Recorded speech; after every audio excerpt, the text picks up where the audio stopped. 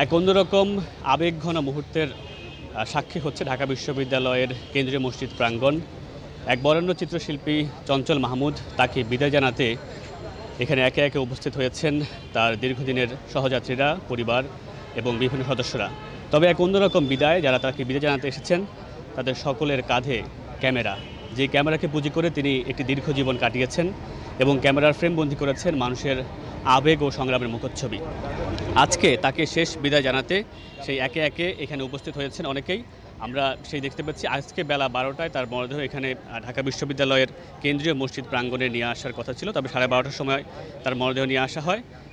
এরপরেই তার দীর্ঘ 4 দশকের ক্যারিয়ারের যেই সংগ্রামী যোদ্ধারা তার সঙ্গে কাজ করেছেন এবং যারা তার কাছ থেকে ক্যামেরা হাতে করে নিয়েছেন, তারা একে একে এসে এখানে যুক্ত হয়েছেন। আমরা বরেণ্য দেশের বরেণ্য চিত্রশিল্পী, বরেণ্য আলোকচিত্র শিল্পীদেরকে দেখতে পেয়েছি এবং সংবাদ মাধ্যম কর্মী এবং বিনোদন অঙ্গনের অনেক তারকাকে আমরা এখানে দেখতে পেয়েছি। তারা এসে শ্রদ্ধা ভরে স্মরণ করছেন এই বরেণ্য আলোকচিত্র শিল্পীকে। তারা বলছিলেন বাংলাদেশের ফ্যাশন এবং বিনোদন অঙ্গনের যারা আজকে প্রথিতযশা, তাদের অনেকেরই হাতে গড়া প্রথম শুরুটা হয়েছিল এই চঞ্চল মাহমুদের হাতে ধরে।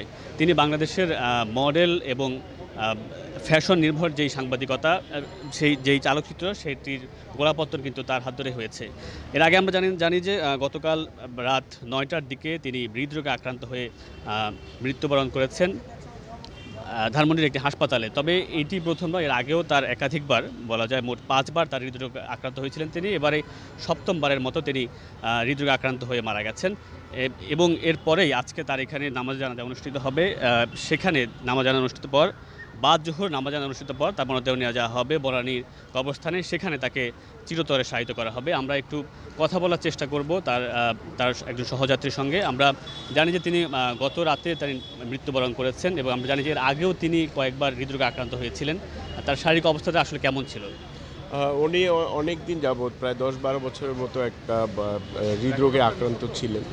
সুস্থ ছিলেন, ভালো ছিলেন। গত জানুয়ারিতে সবচেয়ে বেশি ম্যাসাকার একটা স্ট্রোক হয়, তারপরে তার কথা বন্ধ হয়ে যায়, কথা বলতে পারছিল না। আসলে তার সম্পর্কে সে তো আমাদের বাংলাদেশের ফ্যাশন ফটোগ্রাফির যখন মানুষ 80-র দশকে 90 দশকে ওই সময় চিন্তা করতে পারেনি যে বাংলাদেশের ফ্যাশন ফটোগ্রাফি নিয়ে কাজ করা।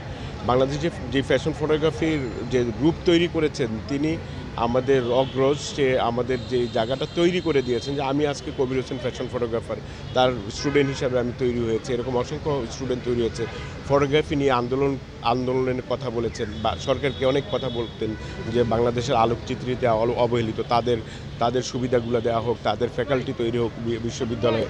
তো সেইগুলোর জন্য সে অনেক আন্দোলন করেছে। বিশেষ করে আমাদের যে বাংলাদেশের ফ্যাশন ফটোগ্রাফির যে একটা ইন্ডাস্ট্রি, সেটা সে তৈরি করে গেছে। সে কালকে আমাদের ছেড়ে 9:30 আমাদের ছেড়ে চলে গেলেন। আজকে তার দাফন হবে, সব গুণীজনরা দেখতে আসছেন তাকে। তার জন্য দোয়া কামনা করি আর কি সবার কাছে। বাংলাদেশের বিনোদন অঙ্গনের যারা এখন মহাতারকা তাদের অনেকেরই শুরুতে তিনি তাদের ছবি তুলেছেন, তার ফ্রেমের মধ্য দিয়ে তারা পরিচিতি পেয়েছেন। এই বিষয়টা ওনার চঞ্চল মাহমুদের একটা আক্ষেপ খুবই ছিল যে তার মাধ্যমে ওই সময় তো এত সুন্দর ফ্যাশন ফটোগ্রাফি কেউ করতো না। যে মডেল রাষ্ট্র, নারী পুরুষ, নায়ক নায়িকারা এখন যারা বাংলাদেশে 80-র দশক থেকে এখন পর্যন্ত যারা লিড করছে, প্রত্যেকেরই চঞ্চল মাহমুদের ক্যামেরার মাধ্যমে তারা তারকা হয়েছে, ছবির মাধ্যমে। তার আক্ষেপ ছিল যে আমার এই দুর্দিনে আমাকে সাহায্য করার দরকার নেই, তো আমাকে দেখতে তো আসতে পারতো। সেইটা বিশাল একটা আক্ষেপ ছিল বাংলাদেশের শুভেচ্ছ তারকাদের উপরে আর কি। তাও এটাও বলে গেছেন যে ঠিক আছে, তাদের আমাকে ক্ষমা করে দিতে বলেন আর কি সবাইকে। এই তার শেষ জীবনটা কি আর্থিকভাবে এবং অন্যভাবে সব দিন সচ্ছল ছিলেন তিনি?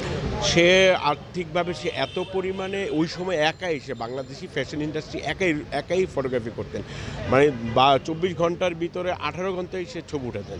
18 ঘন্টা মানে শিডিউল পাওয়া যেত না। 3 মাস 4 মাস আগে তাকে শিডিউল দিত। লাক্স ফটো সুন্দরী হইতো, অন্যান্য সুন্দরী প্রতিযোগিতাগুলো হতো, সেগুলো মানে সে অনেক টাকা ইনকাম করতেন এবং সে অনেক উপার্জন করতেন। সে মানুষকে অনেক সহযোগিতা করতেন, মানুষের ঘর বাড়ি, গরিব মানুষের ঘর বাড়ি বানিয়ে দিতেন। কোনো মানুষ অসহায় থাকলে তাকে টাকা দিতেন। সে টাকা কখনোই রাখে নাই। শেষের দিকে এসে সে তার ওয়াইফও ক্যান্সার রোগে আক্রান্ত হয়ে গেল। সে দুইজন এই পরিমাণ সারভাইভ করছে। সরকার কিছু সহযোগিতা করেছে আর তার বন্ধুরা কিছু সহযোগিতা করেছে। সে অর্থের জন্য সে তার ফেসবুকেও মানে ভক্তদের প্রতি আবেদন করতে হয়েছে। সে শেষের দিকে তার অর্থনৈতিক অবস্থা খুব একটা ভালো ছিল না, খুবই খারাপ ছিল। এইভাবেই তার চিকিৎসাগুলো চলতেছিল আর কি। তার একজন শিক্ষার্থী হিসাবে এবং বাংলাদেশের একজন ফ্যাশন নির্ভর ফটোগ্রাফার হিসাবে যদি বলেন, এই ক্ষেত্রে কতটা আসলে শূন্যতা তৈরি হলো বা তার রেখে যাওয়া কাজগুলো? দেখেন, মুরব্বি খুবই মানে ফ্যাশন ফটোগ্রাফির একটা উচ্চ লেভেলের সে একজন খ্যাতিমান আলোকচিত্রী ছিলেন। তার থেকে মানে একজন অভিজ্ঞ মানুষ মারা যাওয়ার আগ পর্যন্ত তার থেকে অনেক কিছু পাওয়া যায়। তার অভিজ্ঞতা, তার সোসাইটিতে যেভাবে কন্ট্রিবিউশন, সেগুলা আমরা যারা নতুন তারা শিখতে পারতাম এবং প্রায়ই যেতাম। তো সেই জায়গাটা আমরা এখন মানে হারিয়ে ফেললাম আর কি। চলে যাওয়াটা শূন্যতা তৈরি হইলো। একটা অভিজ্ঞ এত বড় একজন বাংলাদেশের ফ্যাশন ফটোগ্রাফার, সে স্টাইলিশ একজন ফ্যাশন ফটোগ্রাফার, তাকে দেখে আমরা ওইভাবেই স্টাইল করতাম। তো তাকে দেখে ওইভাবে ফ্যাশন ফটোগ্রাফি করতাম। তাকে দেখে এখন আমাদের সেই মুরব্বি জনটা চলে গেল আর কি। আমরা সেই জায়গাটা এখন সেই যে অভিজ্ঞতার আলোকে আমরা একটু কিছু প্রবলেমে পড়লে তার কাছে গিয়ে এইটা যেদিন জানতে চাই যে আলোটা কিভাবে ইউজ করা হয় ফটোগ্রাফিতে, ফ্যাশন কিভাবে এখন আধুনিক যুগে আমরা আরও কীভাবে আরও অগ্রসর হইতে পারি, সেই জিনিসটা আমরা পাবো না আর কি এখন আর। জি, যেমনটা বলছিলেন, তার হাত ধরে যে সমস্ত বাংলাদেশের বিনোদন অঙ্গনে যে সমস্ত তারকারা তার হাত ধরে নিজেকে অন্য উচ্চতায় নিয়ে গেছেন, তারা এই শেষ মুহূর্তে হয়তো বা তারা অনেকটা খোঁজখবর নেয়নি। এই নিয়ে তার একটা ধরনের আক্ষেপ ছিল। তবে সেই আক্ষেপের সীমানা পেরিয়ে, জীবনের সীমানা পেরিয়ে তিনি পাড়ি দিয়েছেন অসীমের পানে।